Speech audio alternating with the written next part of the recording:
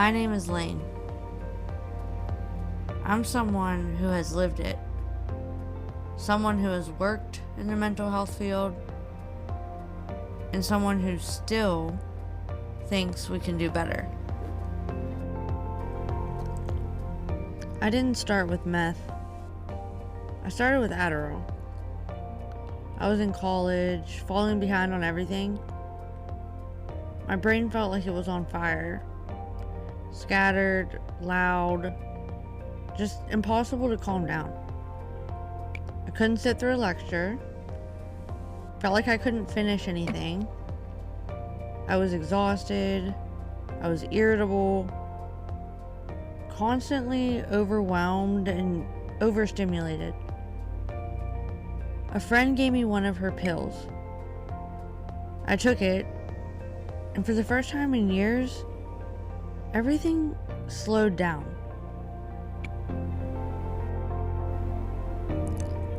I could focus, breathe, think clearly. I didn't snap at people for interrupting me or crumble under little things.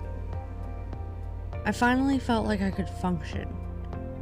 I felt like I could prioritize the things I had to do. So I went to a doctor. I told them exactly what happened. That Adderall helped. That I couldn't manage without it. They didn't even ask questions. Just said I sounded like I was drug seeking. Told me to manage my stress on my own. Try things like breathing exercises. I wasn't trying to get high. I was trying not to feel like I was crawling out of my skin every day. When the doctor said no, I found another way. Meth was cheaper, easier to get. It gave me that same clarity. That sense that my brain wasn't constantly spinning or failing me. But then came the judgment, the looks, the labels. They saw an addict, a problem. No one asked what I was trying to regulate. The truth is, I didn't want to get high. I wanted to not feel overstimulated all the time. I wanted to stop lashing out when my brain got too loud and everything irritated me. I wanted to stay calm in conversations, not pace or bite my nails to the point that they were bloody, trying to hold it together. I wanted control, not chaos. Years later, in rehab, someone finally screened me for ADHD. Severe, lifelong, missed completely. The meth wasn't the story. It was the substitute. I wasn't drug seeking. I was stability seeking. I wasn't chasing a high. I just wanted to get stuff done. Show up. Focus. Lock in. Meth seemed like a good choice until it became a vice. And by then, no one cared why I started. They just wanted me to stop. That story isn't rare. It's not a unique experience. In fact, it's one of the most common things I've heard from people who use stimulants, especially meth or cocaine. Not that they wanted a high, but that they wanted to function, to think clearly, to stop snapping at people, to keep a job. We tend to hear meth and stop listening. But what if we didn't? What if the problem wasn't just the drug, but the diagnosis that never happened? Today we're talking about what happens when the system misses something critical, like untreated ADHD, trauma, or emotional overstimulation, and the person finds their own way to cope. It's not always safe, it's not always healthy, but it does make sense. In this episode, we're going to explore why so many people end up self-medicating with stimulants, what the research actually says about that, and how we can start seeing these stories for what they really are. Not drug seeking, but regulation seeking.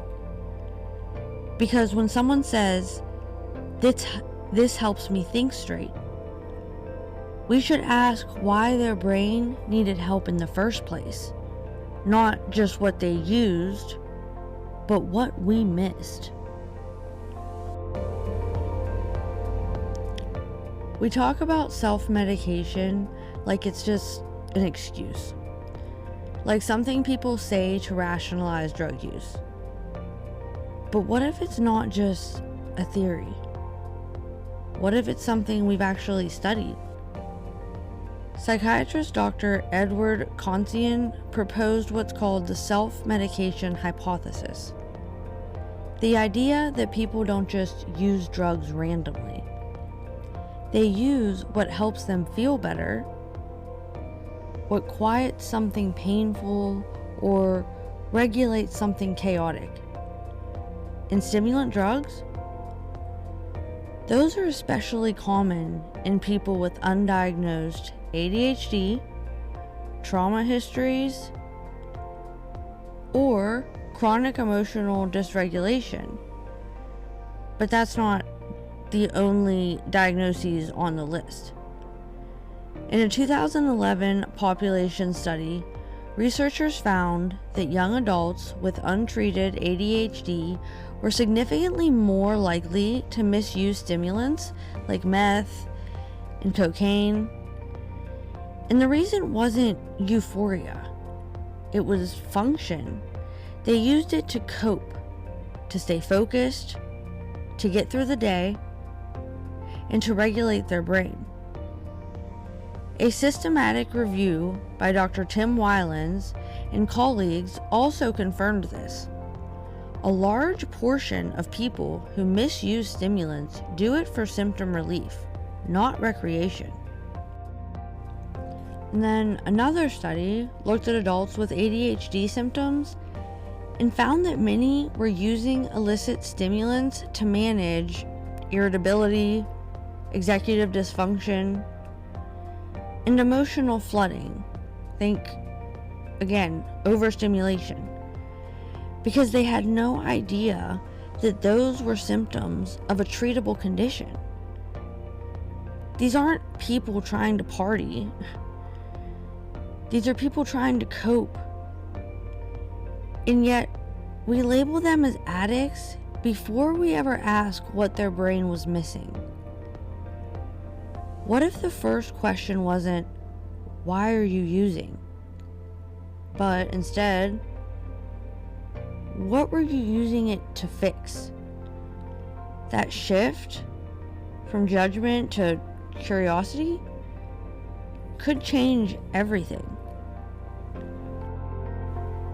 And if you're someone who likes to dig deeper, I've included links to these studies in the show notes. They're not opinions, they're data.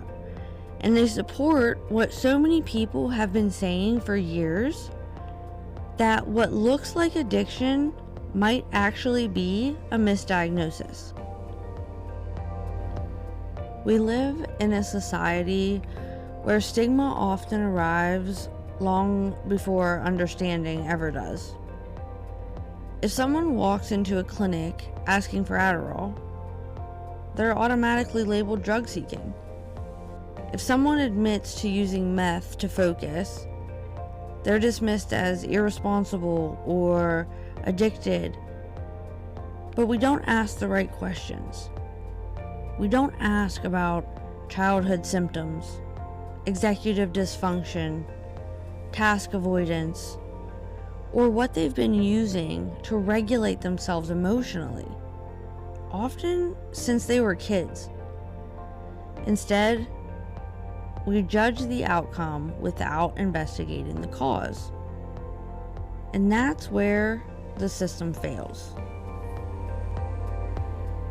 The truth is, ADHD is underdiagnosed in women, underdiagnosed in people of color, underdiagnosed in adults, underdiagnosed in people living in poverty.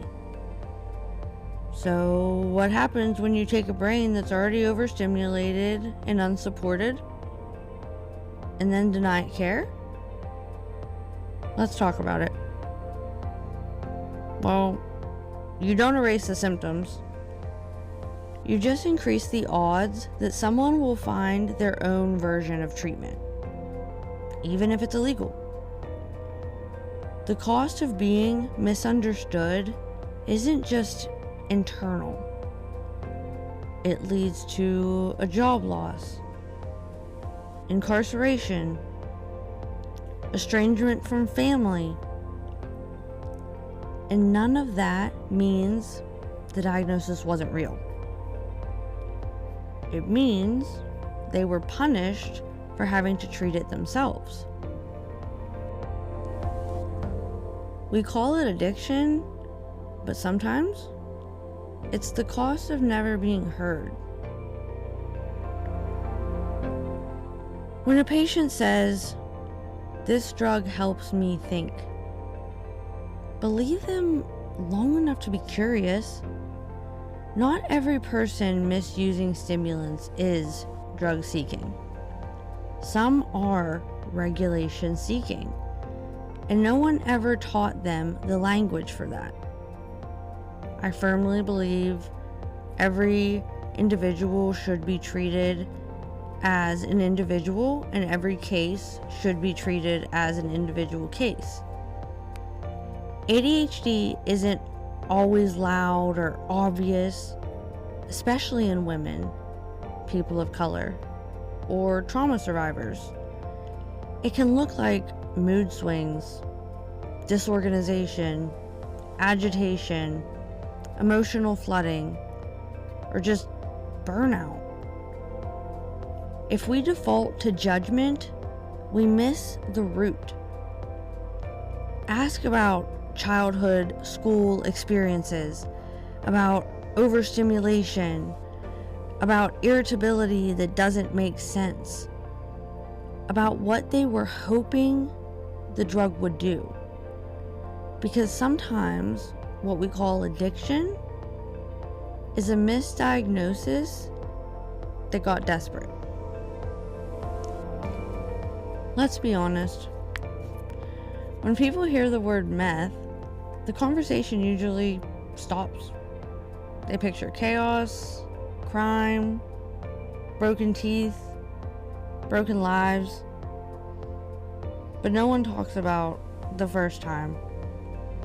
The first time it made someone feel normal. The first time they cleaned their room, stayed awake, focused for hours, showed up for work and felt capable. That's what we get wrong about meth. We assume people use it to get high every time, to party, to escape. But what if the truth is darker, sadder?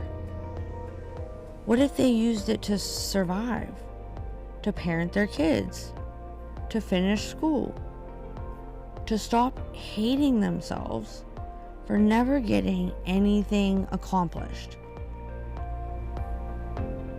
The point of this episode isn't to glorify a dangerous drug. It's to help people understand why someone would ever turn to it in the first place. Because until we understand the need, we can't create real solutions. And if we're being honest, if the only thing that ever made you feel regulated, productive, or clear was a drug that no doctor would give you, wouldn't you be tempted to? My name is Lane. I'm someone who has lived it. Someone who has worked in the mental health field. And someone who still thinks we can do better. If this story hits home, maybe it's because you've been there. Just chasing clarity. Something to calm your brain. Something to help you function. And maybe no one ever explained what was actually going on inside you. Maybe the first time you heard the word ADHD was on TikTok, or from a stranger on a Reddit thread who understood you more than your doctor ever did, or at least took the time to listen. You didn't fail. The system did. You weren't broken. You were undersupported, underdiagnosed, and left to figure it out on your own. And you did, the best way you knew how. That doesn't make you weak. It just makes you human. It means you're still standing. And now, you deserve real help, real answers, real healing, not shame, not judgment, not some article from a sketchy site saying you're the problem. This isn't the end of your story, not even close. You are still here. And that means it's not too late to come back stronger, with truth, with support, with something that actually works this time. If you take one thing away from this episode, let it be this. Most people using stimulants like meth aren't chasing euphoria. They're chasing regulation. A brain that's not constantly buzzing, constantly racing, a mood they can control and that is predictable, a life they can keep up with. And when we ignore that, when we fail to diagnose the ADHD and the trauma and the emotional overload, we leave people to figure it out on their own. And that's not just a mental health crisis, that's a system failure. So let's stop calling people broken for trying to fix something we wouldn't treat. Let's stop shaming the drug before we ask, why did you feel like you needed it? Because what looks like addiction might be the cost of never being heard. So basically, if we don't treat the root, people will find something that does. Even if it hurts them. Even if we shame them for it. If this episode hit home for you, if any part of it sounded like your life, your brain, or like someone you love, you're not alone. There are real treatment options. There are real providers who won't look at you like you're a lost cause. They will listen to you. Maybe you've never been diagnosed with ADHD before, but you've always felt scattered, exhausted, overwhelmed, overstimulated, like your brain is fighting you every day. Or maybe you've been using something, a stimulant, a substance, a pattern, just to feel like yourself again, or just to feel normal. That doesn't make you weak. It makes you human. If no one ever screened you, start there. Ask about ADHD. Ask about trauma. Ask about emotional regulation. And if you're in recovery or thinking about getting help, there are providers out there who understand that addiction isn't always about getting high. It's about getting through the day. Treatment that might help includes ADHD evaluation and medication, like long-acting stimulants and non-stimulant options, trauma-informed therapy, like EMDR or somatic approaches, support groups or dual diagnosis recovery programs, and harm reduction strategies and MAT, medication-assisted treatment. The brain wants balance, and you deserve help finding it without shame.